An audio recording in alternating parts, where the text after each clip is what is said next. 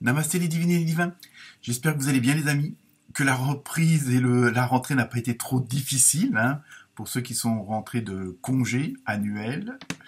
Donc nous nous retrouvons pour l'horoscope de la semaine du 18 septembre. Donc comme d'habitude, ne prenez que ce qui vous concerne.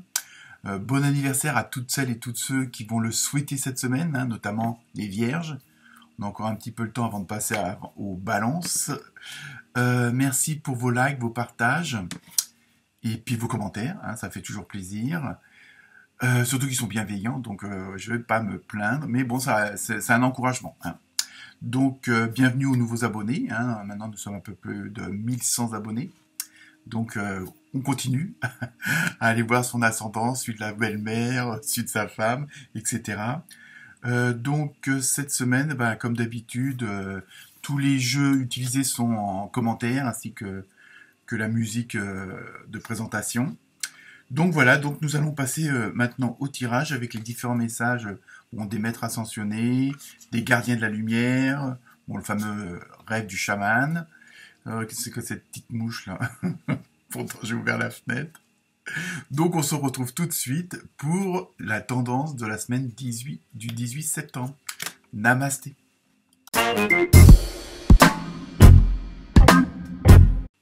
Namasté les scorpions et les scorpions. J'espère que vous êtes en forme. Donc nous allons procéder au tirage de la semaine du 18 septembre. Première carte avec l'oracle des maîtres ascensionnés. Vous avez vu, choisissez la paix. Donc je ne vais peut-être pas me lancer dans l'exercice de dire Paramahansa Ansa Yogananda, tout simplement. Voilà. Choisissez la paix. Pour vous les scorpions et les scorpionnes cette semaine, dans ce que je ressens, il y a vraiment, ça va être une semaine, on va dire, d'intériorité. Hein, il y a vraiment ce côté d'introspection, mais dans une dimension beaucoup plus forte, beaucoup plus subtile aussi. Hein, donc, on va voir après avec le reste des cartes ce que je ressens. Mais là, il y a vraiment ce côté...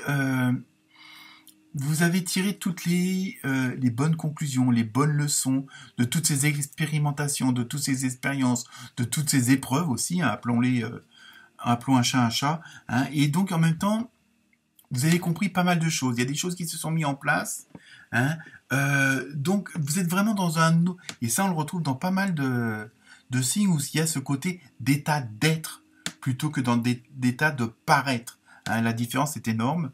Et il y a vraiment ce côté un petit peu de grand sage, hein, si on peut dire ça comme ça. Mais qu'est-ce que la sagesse, hein, en fonction de chacun. Mais il y a vraiment ce côté de bien-être intérieur. Hein, et c'est ce que vous recherchez. Et ça, vous le comprenez parce qu'il y a une espèce d'énergie. On va voir ce que les autres cartes nous disent. Mais il y a vraiment cette énergie à l'intérieur de vous qui vous permettent de retrouver une certaine paix, parce que vous avez choisi un certain chemin, une certaine action, une certaine parole qui fait que où précédemment vous auriez pu prendre parti pour ceci, vous énerver pour cela. Là, non, il y a vraiment un côté sérénité. Je pense que il y a quand même pas mal d'entre vous qui ont retrouvé une certaine sérénité par rapport à la vie, par rapport à ce qui peut se passer autour de vous, hein, ou à l'intérieur de vous. Tout simplement. Ensuite, avec l'oracle des gardiens de la lumière, vous avez vu Gaïa, tiens, comme par hasard. Connexion à la Terre. Bah oui, parce qu'après, celle-là, c'était plutôt connexion au spirituel, à l'univers, hein, après, selon votre foi, votre croyance. Pensez à la planète, revenez à la Terre, enracinez-vous. Vous voyez, c'est vraiment c'est deux jeux différents, et vous êtes vraiment dans la même dynamique, hein, dans la même harmonisation. Hein, de vous par rapport au reste. Donc évidemment, ça pourra pour certains paraître étrange, les sensations pourront être étranges, les sentiments étranges, les émotions étranges, et même par rapport à ceux qui vous entourent. Votre entourage va dire, oh là, qu'est-ce qui lui arrive à celui-là ou à celle-là? Mais c'est pas grave, parce que vous êtes vraiment dans un autre état, vraiment de zénitude, si on peut dire ça comme ça. Ensuite, avec l'oracle du rêve du chaman, vous avez vu la maison du cœur. Très belle carte. l'amour dans sa forme la plus pure. Vous voyez, en fin de compte, cette carte-là, ça résume les deux autres, en fin de compte. Hein. Il y a cette connexion entre là-haut et ici, en bas, on va dire. Hein, et il y a vraiment, voilà, quand je dis la zénitude, c'est ça, vous êtes dans l'harmonie, vous êtes vraiment dans ce qu'on appelle l'amour inconditionnel. Et donc, comme je disais tout à l'heure, où vous auriez pu vous mettre en colère contre quelqu'un, là ou non, au contraire, vous allez voir, comme on dit, le verre à moitié plein, et ça va être plutôt dans le sens où vous allez vous dire, ah, pourquoi il réagit comme ça? D'habitude, bon, vous l'auriez envoyé paître, ou engueulé, je sais pas, hein, quel que soit le truc, et là, vous voyez la personne en question en face de vous autrement. Vous voyez la situation autrement, parce que vous dites, si elle se produit, c'est pour une bonne raison.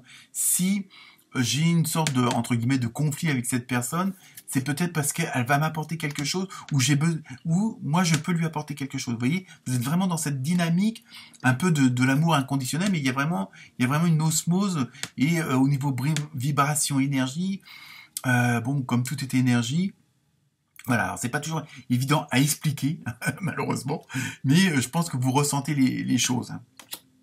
Nous sommes connectés.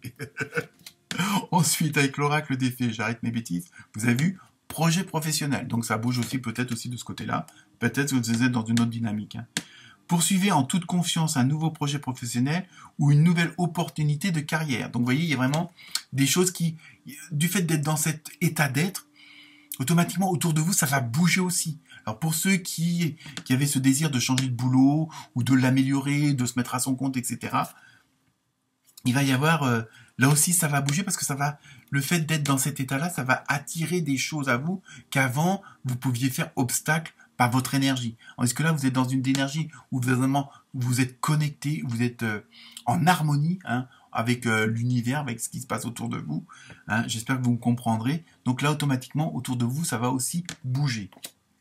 Alors deuxième carte avec toujours l'oracle des fées, vous avez le pouvoir. En plus, on est vraiment dans une continuité. Utilisez vos compétences pour résoudre cette situation. Vous pouvez le faire. Vous voyez, en même temps, je pense que vous avez toutes les cartes en main. Hein, c'est qu'à de le dire. Et donc, je sens qu'il y a une sorte de fluidité. Je veux dire, à la rigueur, ça pose pas de problème. Hein, il y a vraiment, voilà, il y a vraiment une harmonie dans vos énergies, dans ce que je ressens. Et ça vous permet vraiment d'aller de l'avant, d'être. Et à la rigueur, vous vous inquiétez pas si ça avance ou pas, parce que vous êtes dans cet état d'être là qui est vraiment en osmose avec tout ce qui vous entoure. Donc à la rigueur, rien ne vous résiste et c'est ce qui vous fait votre pouvoir aussi, par rapport aux autres qui sont plus, on va dire, plus terre à terre. Ensuite, avec le tarot doré, vous avez eu le magicien, donc vous transformez toutes les situations. Vous avez ce pouvoir hein, de vraiment de tout améliorer, de voir les choses autrement. Il y a vraiment, voilà, vous êtes vraiment dans un truc, on va dire cosmique, hein, si on peut dire ça comme ça. Et alors en plus le magicien, c'est le côté sacré masculin, donc tout ce qui est matériel, financier, tout ça. Et donc ça là-dessus. Hein, vous jouez ça avec ça. Et le deuxième carte, vous avez vu la prêtresse. Donc ça, c'est le côté sacré féminin. Vous voyez, il y a vraiment cet équilibre. Et là, c'est pas les cartes, elles ont été tirées au hasard. Hein. Je veux dire, c'est vraiment l'équilibre parfait. Hein. C'est tout ce qui est créativité, tout ce qui est vraiment hein, le côté de la prêtresse. C'est vraiment il y a cette légèreté, ce côté d'osmose et tout ça, d'harmonie. Il y a vraiment le côté créativité. Hein. Donc, c'est tout bon pour vous. Et donc, on continue avec l'oracle du Sacré-Cœur dans le côté sentimental, émotionnel.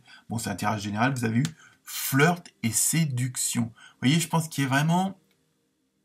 Il y a une zénitude, il y a comme je disais tout à l'heure, une fluidité. Et là, en même temps, je sens une sorte de légèreté hein, pour vous amuser, pour, je veux dire, au niveau du relationnel, tout va être aussi tout va être en harmonie. Il y a ce côté festif, hein, je l'ai dit du premier coup en plus, que je ressens. Hein, il y a vraiment au niveau des amours, au niveau, vous voyez, vraiment sur le plan vraiment pareil, personnel et privé, tout va être vraiment en osmose. Hein. Vous avez vraiment une très très bonne semaine.